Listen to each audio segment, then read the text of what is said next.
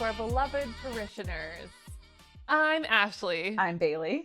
And this is Praise Be to Pod super special Wednesday night youth group episode. Yay! So we are going to review the movie Six, the Mark Unleashed. Really good. So good. Really good. We did try this before, and we had differences in creative opinion on whether or not it was good. So this is actually a post-argument moment. Okay, so when we were going to do this episode, I asked Danny, my husband, which I hate talking about my husband. I'm so embarrassed. Yeah. By the but way, he's when the I say person this, I'm around the most. Okay? I asked him to watch it with me because I wanted to see his reaction. He didn't grow up knowing anything about the end times. I'm so jealous. Mm-hmm. And I said, hey, do you want to watch this weird movie with me? It has a Baldwin in it, trying to give some cred to the movie. And he said, as long as it isn't Stephen. So I watched it alone. Yes, because it is Stephen Baldwin. Yes. And then also, funny enough, I don't know if you know this, but Stephen Baldwin is the father of Haley Baldwin, who is now referred to as Haley Bieber, because she married Justin Bieber. I didn't know that. Yeah.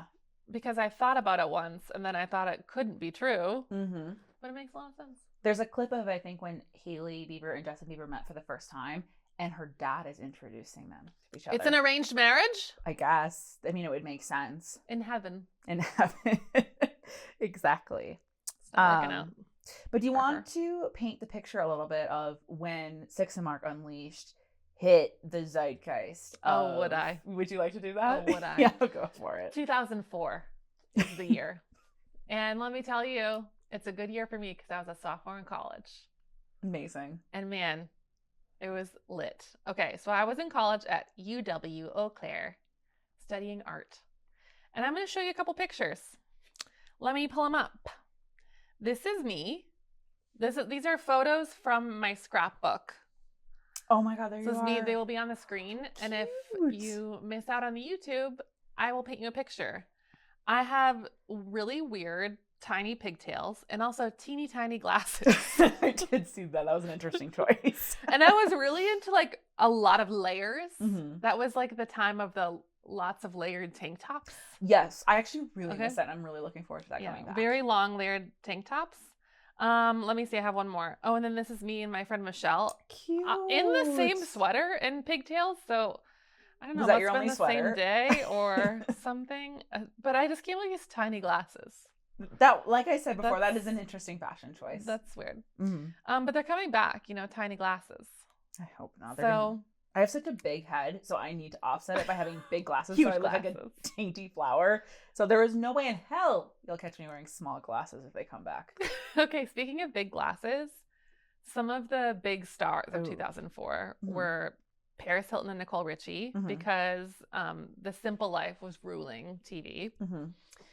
Mean Girls and Napoleon Dynamite premiered. So it was endless, irritating quotes. I love Napoleon Dynamite. Oh, man. It woke me up comedically. Yes. I was like, I have never seen anything so funny. Those 2004 kids were loving it. Friends aired its final episode. I remember watching it in my dorm room. Wow. Sadly. Yep. On a tiny TV, 13-inch. Yep. Britney Spears married Kevin Federline. Was that the K-Fed. 24-hour marriage that she was in? No, the dancer. Like the father of her children. Oh.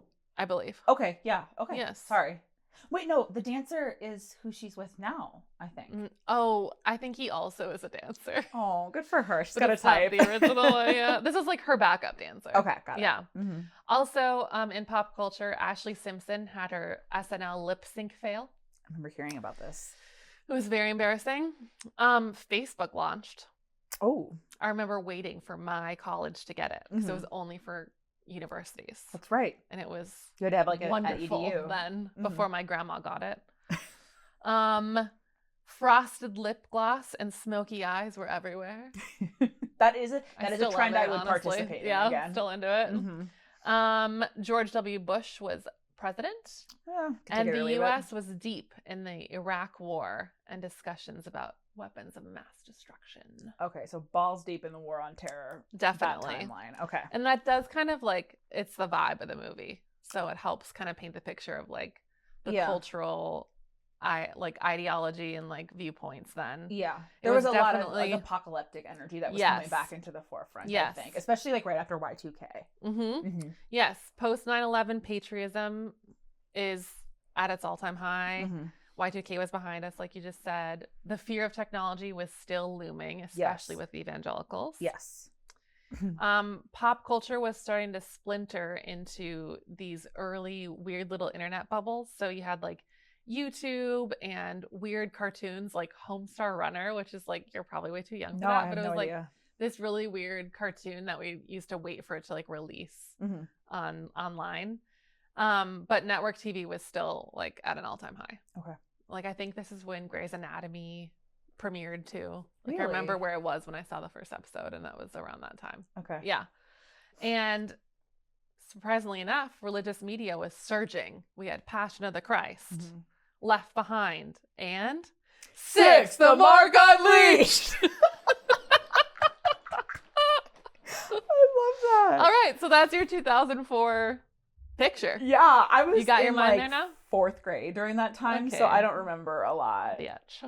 I remember I was in therapy as a child during that period of time, so that was kind of weird. I get pulled out of class for it too. Oh, I was fine. I was fine.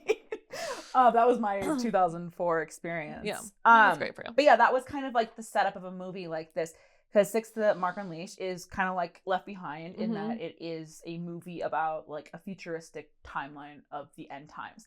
I will say one thing that is really interesting to me about Six the Mark Unleashed, especially when it was created in the cultural shadow of 9/11, it does not have Islamophobia in it. Yeah. Which really surprises me because most media did at that time that had to do with like the end. The enemy is honestly like kind of more of like a Y2K fear. It's like a one world government that has this microchip, the mark of the beast, that is used for commerce and for identification, for birth control. That's also a part of it too. But that was more like big government fear, futuristic stuff, which is a lot more like Y2K fear. But it hadn't, I guess, caught the like new wave of Islamophobia that was kind of permeating a lot of end times media, I would say. Yeah. I don't know if that was your kind of perspective on it too. But yeah, the background of it, 2004 Christian dystopian movie. It's starring or directed by Kevin Downes, who I don't know who that is, but he's in the notes, so I'm just gonna give him a shout out. Stephen Baldwin, obviously, and then Jeffrey Dean Morgan in Grey's Anatomy, which is kind of Denny Duquette. Yeah. So R.I.P. Yes, exactly.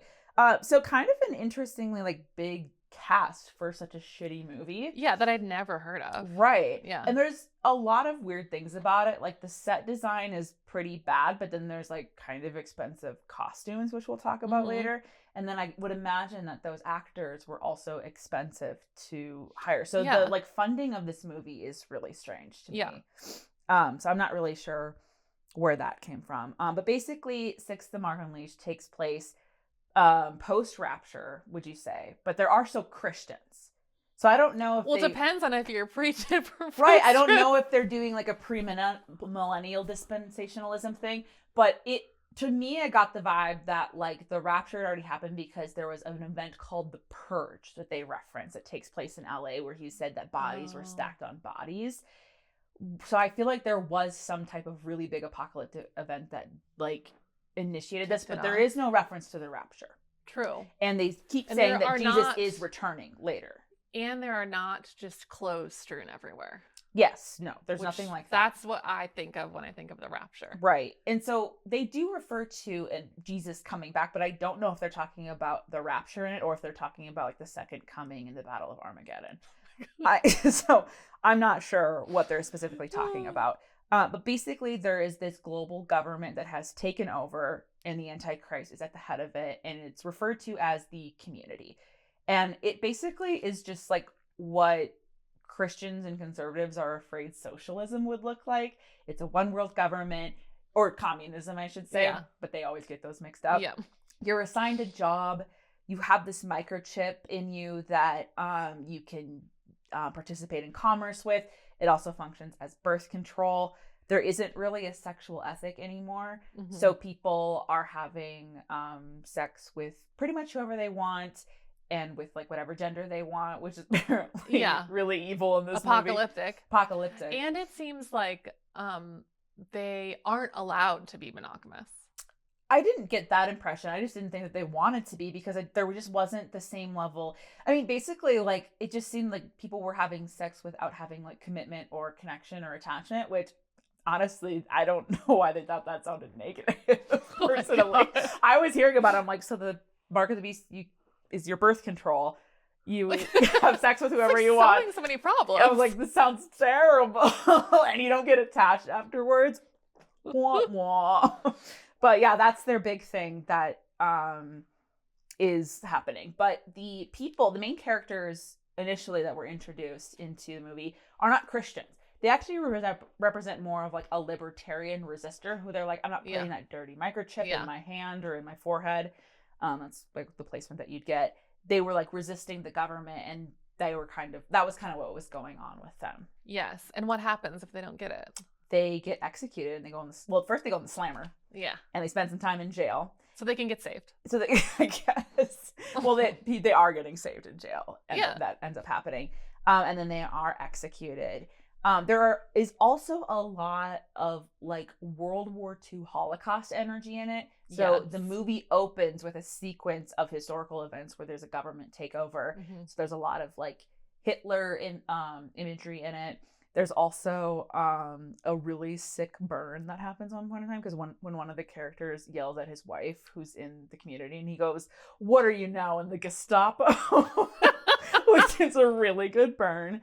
And there's just like a lot of like Holocaust, which like is, So I think that they thought that they were like resisting like the Third Reich kind of a thing. Yeah, well, evangelicals love a murder, so yes, they really do. Yeah. So that's kind of what like the setting of the movie is. Do you want to kind of go through the characters? Yeah, I would love to. Would you like that? Okay. So first we have Luke, played by Stephen Baldwin. Mm-hmm. He, of course, is an imprisoned preacher and the spiritual rock of the story. Yeah. And he's a prophet. Yes.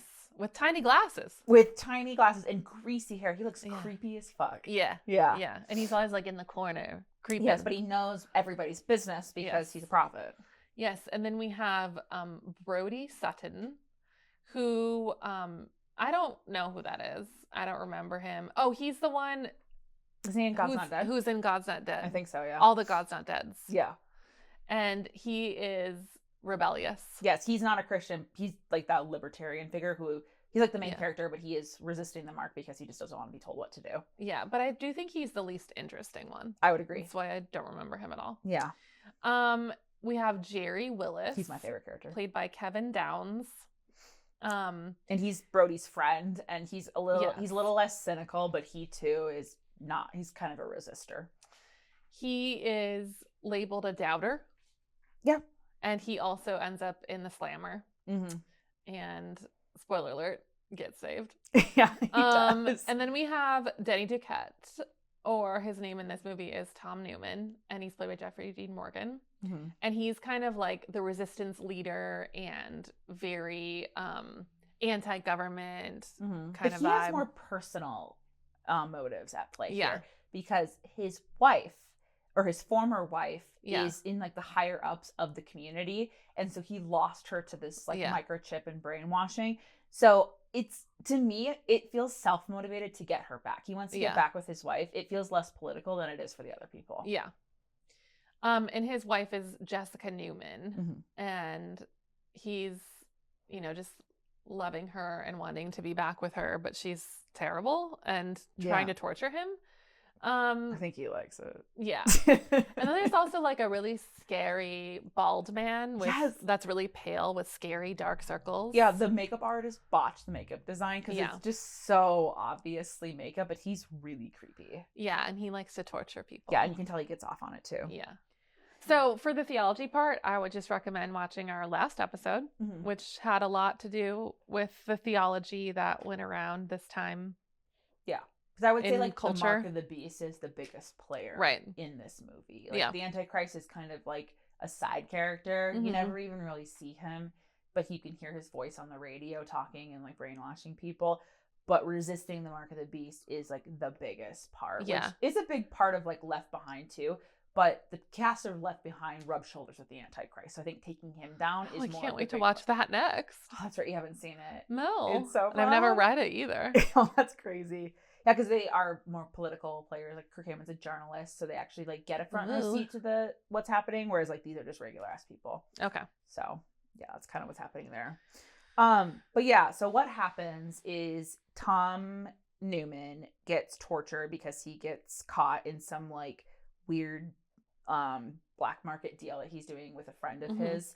And it's funny because the black market items are like DVDs like Schindler's List and Braveheart, which is like, oh my god, so Christian evangelical. I didn't see that. And he's just like, what's this movie, Schindler's List? And he's like, you haven't seen that? You gotta watch it. It'll make you feel like a hero.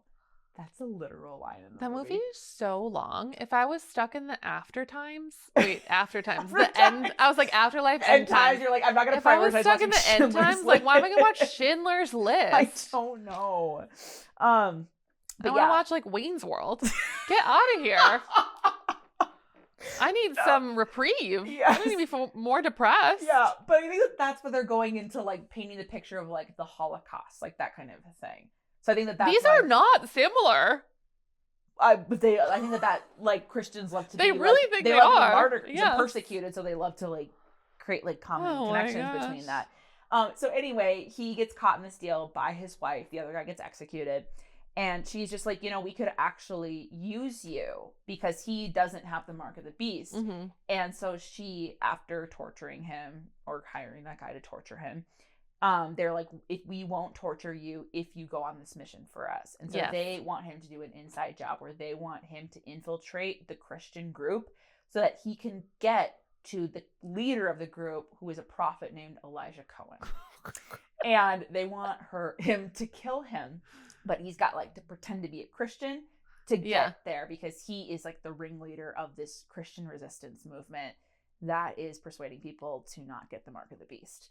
So they initially sent him to prison because that's where the Christians are being held. So he goes to prison, and that's where he meets Brody and Jerry, who are also in prison because they got arrested because they stole a Ferrari. That was their own? That was their own. And then they ran out of gas? They ran out of gas in the Ferrari. Get it together. Yes. That was another thing, too, that was really confusing about the budget, is that they have luxury cars. Maybe they were just Stephen Baldwin's cars. Yeah, that makes sense, actually. That's probably it. Yeah, because they ride a Ferrari. I mean, I can't really tell if a fake Ferrari from a real one, but it has the Ferrari logo on it. Same. And there's when they go into the garage to get it, there are other luxury vehicles, and there's a Porsche in there as well. It's probably just his garage. Yeah. He's like, oh, I'll do it for God. Maybe. Yeah. Maybe that's, because I will say it is filmed in LA, because I recognize. Maybe it's Kirk Cameron's. Maybe. But it looks like the east side of LA, like someone where it gets into like the hills and stuff. It actually looks a lot like the country around a YWAM base there that I was driving by one time. So I wonder, I don't know. Oh, I've learned with our feedback, we need to define these terms. YWAM? Yes. Youth with a Mission. Yes. It's an organization that does non-profit, like missions and stuff, kind of like International House of Prayer in Bethel. But they have bases, which means like they just have these like houses or compounds like everywhere in the world, basically. Yeah. Where missionaries will live or stay for cheap. Yeah, exactly. And I don't know if they're affiliated with Six the Mark Unleashed. I just recognize parts of LA that are a little bit more rural seeming, and there's like back roads and stuff because it's like where you get to like the San Gabriel Mountains and stuff. So that was just like, oh, I wonder if they were like working together on that. But anyway, they get caught in this car heist chase Grand Theft Auto situation. They get put in the slammer, and then they also meet Stephen Baldwin, who in the shadows. Because he's just like hiding. He's like hiding in a bunk in the dark. Yes, and then they're just like speaking to Denny Duquette. Yeah, well, he starts like reading. So when they're in their prison cells, there is handwriting on the walls that the Christians had written like Bible verses and stuff before their execution. But what I love about it is that like it's like really girly writing, like bubble letters of the verses. It's like God loves you. And Jesus said, and then it's like pink. God's not dead. And then like the most complex scripture I've ever heard. And they're like, oh, of course I understand this now. Yes. I'm saved. Exactly. So what's his face? Tom starts to read just out of curiosity from the wall, and then he's reading the parable of the 10 virgins, and then Stephen Baldwin emerges from the shadows and finishes the verse for him. And Stephen knows he's not a real Christian because he's like, you're fake. He's not falling. He calls him a fool. He's like, you're a fool, Tom. Yeah. Oh, and Stephen Baldwin is so fucking condescending and rude. So rude. He's so rude. I wrote this down. He literally said to sorry, I don't know their names in the movie, the Jeffrey Dean Morgan character. He says, because they're talking about the parable. Yeah. And he's like, what does this mean? Mm-hmm. And then the Baldwin's like, if you don't figure it out, you'll have to burn in hell forever. Yeah. I'd be like, I'm already in hell. I'm here with you. Yes. And when he's trying to explain it, he's just like, you know what, Tom, forget about it. It means that Jesus is coming. And he's coming soon and we don't know when. Oh, thank you. Now I'm safe. That's what he says. He gets so frustrated with him. He's a terrible evangelist. Yes. And at one point in time, he has a vision, I guess, or something. And he tells Tom, your wife is getting smashed right now in an orgy. And Tom's like, no, she's not. And then they get into a fist fight. Do you remember that scene? No. What? That's the funniest scene. I remember of the movie. the fight, but man, that's he's how the so fight annoying. breaks out. Because he's just like, because he's kind of calling him out on his shit. Like, you're not really a Christian. You're a hitman. And he's like, your wife's not coming back. She took the mark of the beast. In fact, she is, well, he says she's being intimate with another man, but he's just like, she's smashing. She's smashing an orgy right as we speak. And he's like so mad about it, so he beats him up. Amazing. It's so good. So anyway, that is happening. And then one of the car thieves Jerry gets saved. Yes. So, which is funny because every time somebody gets saved in this movie, it looks like they just got laid because they like walk out of the room and they're like, fuck yeah. Yeah. I just got saved. It's so cool, man. Like, I gotta tell everyone about it. And I was like, why do they make this the same as they make it for a 4-year-old? They do, or they have it. It's such a euphoric experience for them. And it's so, everything that happens is so mystical. It's not like actual salvation experiences. It's almost like they non-consensually get converted to Christianity, or they get broken down so much where they're like, fine. And then they just cry. There's this one guy that has, like, he is getting executed the following day. And so he talks. Oh my God, yeah, this guy. Yep. What was his name again? I feel like I wrote it down because it was I was Tim like, or... because it was my least favorite part. Okay, well, there's this guy who is getting executed the next day. And he kind of preaches, I guess, to the group of Christians that are there and talks about his salvation experience where he is just like driving around catcalling people out of his car. And then somebody pulls him out of the car, beats the shit out of him. His car gets robbed. And then as he's like sitting there, like, you know, bleeding and stuff, he is visited by the one and only Elijah Cohen. Yes. Who has a terrible fucking soul patch. That's disgusting. It's the first time we see Elijah Cohen too. Yeah.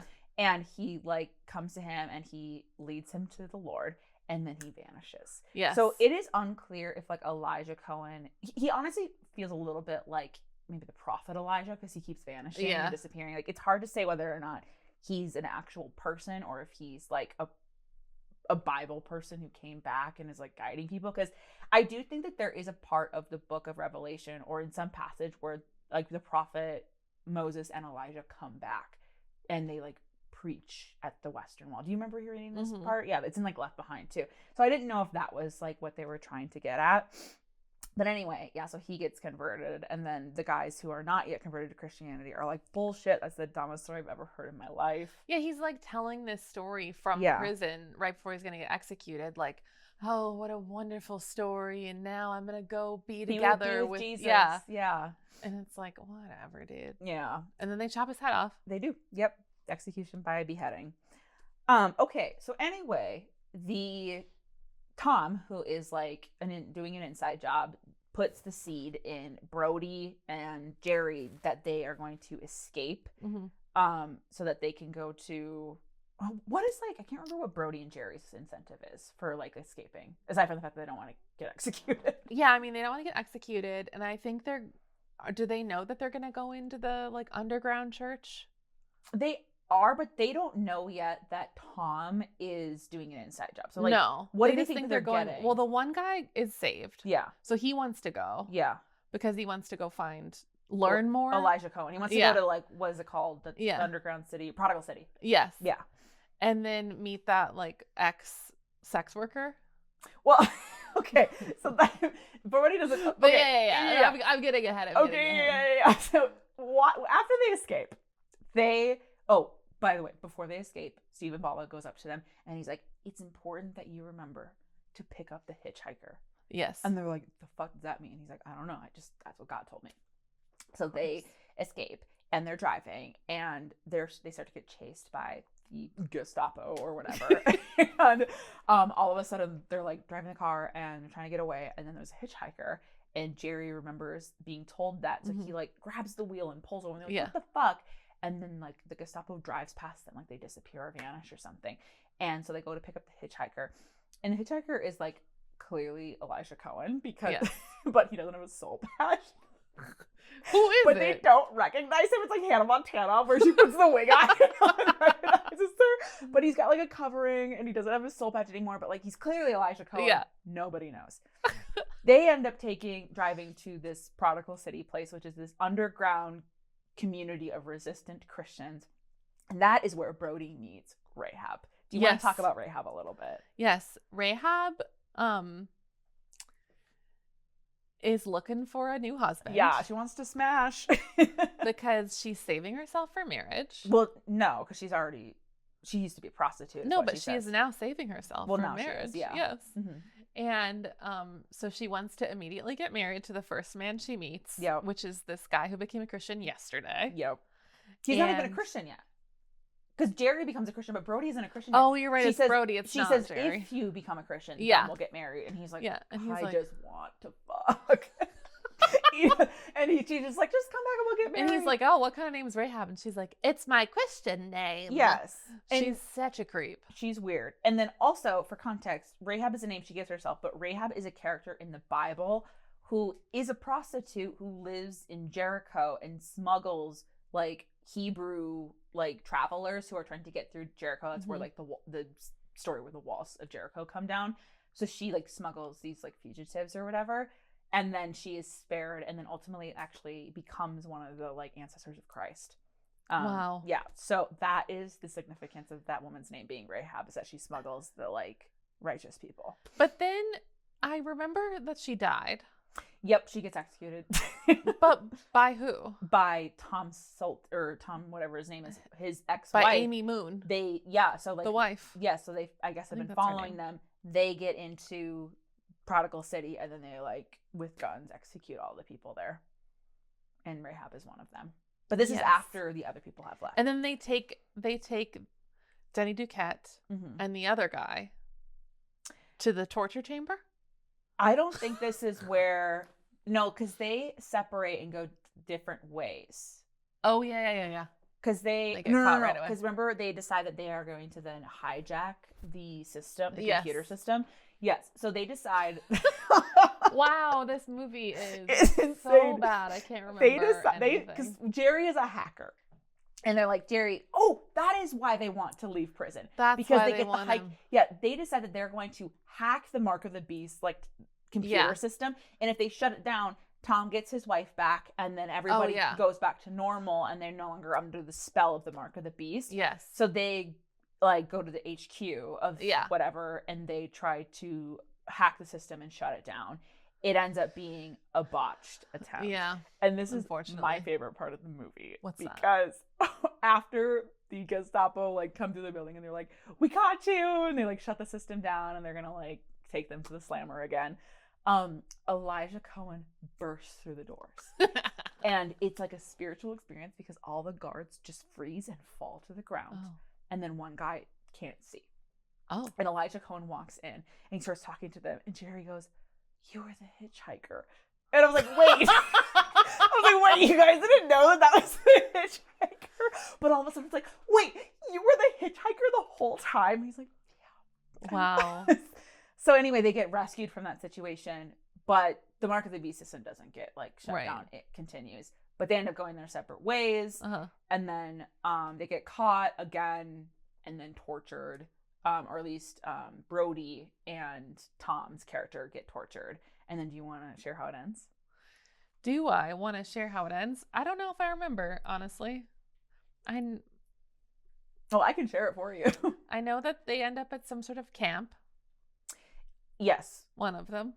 Well, I think Jerry... I just watched this. Yes. It was before I got meds. You're good. Jerry goes to... I don't think it's Prodigal City, but it's where Elijah Cohen is. And he goes, like, on. And then he's like, I don't think you guys should leave. And then the other two are like, no, we want to. And then they get taken. They, like, get caught by the guy with the rings around his eyes. Taken back to that torture chamber. And then they get tortured.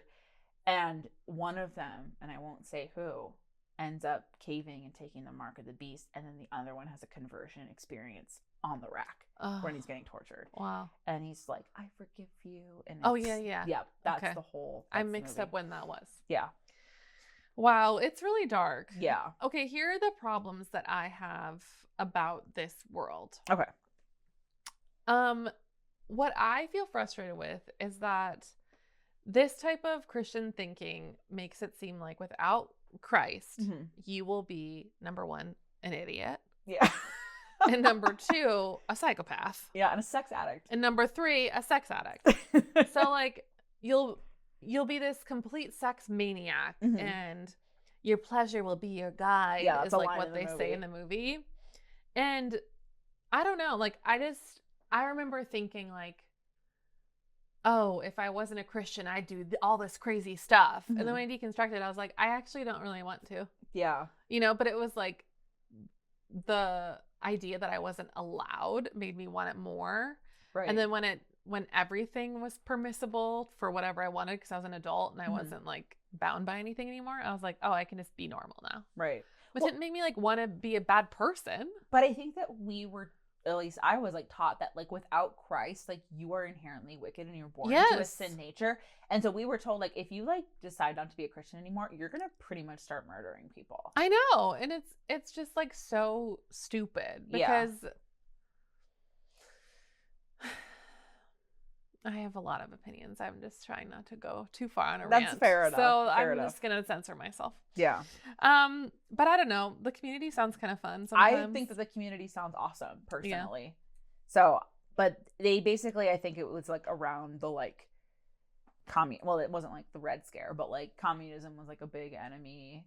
And so like anything that seemed like a one world government and had a lot of control over like people's occupations and sexual activity and stuff like that, that just seemed like a big no-no. And then also obsession with martyrdom is a really big part of this movie, and it was really taking over the culture at that time. Voice of the Martyrs was flying off the shelf, all that kind of stuff. So I remember like DC Talk did the album Jesus Freak, but then they also did like a book. Do you remember this? Yes, book? I do remember the book. Yep. And it looked martyry. Yeah. It was like kind of burned edges, you know, like it was like people like old looking. Like it was like a burnt journal, like when missionaries would go. So, yeah. And that was, my God. Yeah. No, that was like a really big thing. For sure. It was number one in my life. Yeah. Okay, so like, what was your least favorite part and your favorite part of the movie? So my least favorite part of the movie, hands down, was Elijah Cohen's soul patch. I really didn't like it. I think it was a bad look, and it wasn't a good disguise. Yeah. And then I already talked about my favorite scene in the movie is when Elijah Cohen reappears. Like Jerry goes, "You're the hitchhiker." That is my favorite part of it. But what is your least and most favorite part of the movie? I think that my least favorite part is that there's absolutely no believable characters. No one's motive makes sense. No, and I had a hard time like remembering anyone's name or caring about anyone at all because they're so hard to connect to. Yeah. And my favorite part was that all the prisoners wore Dickies jumpsuits. Yes, that actually contributes to another part of the like weirdly like ambiguous like set, or what's the word I'm thinking of, like the amount of money spent on set. Budget. What the hell? I need to go to bed. Like, how did they get Dickies jumpsuits for every single prisoner? A Ferrari, Stephen Baldwin. Yeah. And like everything else is so bad about the movie. But those jumpsuits lit. They looked so good in them too, but they literally have I don't know if maybe Dickies like promoted the movie or something, or they were like a sponsor of it. But there are Dickies, if you're listening. We would love to be if sponsored. I could like get a Dickies jumpsuit to ever fit me, I would wear it every week on the podcast. Oh, I would too. Dickies is so cute, but I have a couple things and I can barely fit in them. They just don't fit my body type. No. Not at all. Okay, well, we'd love to hear anyone else's feedback or just funny jokes. I did get on like some Reddit threads about this, but I'd love to hear yours instead. Do you remember any of the like takes or reviews? Nothing was like amazing, but it did come up a lot. Like, how did this movie get made, and how does it have this cast, and things like that. A lot of the things that we're confused about. And who really believes this? Yeah. Okay. Yeah. Well, thank you so much for joining us then for this special Wednesday Night Youth Group episode. So blessed are the listeners, for they shall inherit a pair of Dickies jumpsuits to look chic during the apocalypse. Amazing. You can find us at praisebeatopod.com or on YouTube, TikTok, Threads, apparently, and Instagram at praisebeatopod. And with that, it is finished. Bye. Bye. Go get your pizza and 2-liter soda. It is youth group after all. Bye. Bye.